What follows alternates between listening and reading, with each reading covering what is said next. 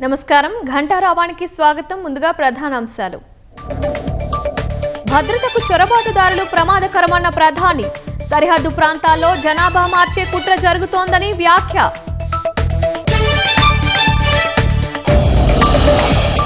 Rahul vote చోరీ ఆరోపణలపై EC దర్యాప్తు చేస్తే బాగుండేది.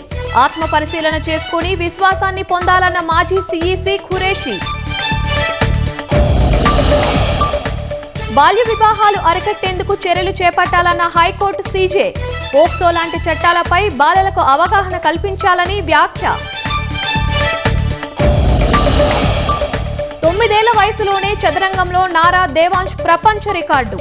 లిటిల్ ఛాంపియన్ కు సీఎం చంద్రబాబు, లోకేష్ అభినందనలు. జన్జట్ ఆందోళనలో మృతులను అమరవీరులుగా గుర్తిస్తాం. 10 లక్షల ఆర్థిక సాయం చేస్తామని నేపాల్ ప్రధాని సుశీల ప్రకటన.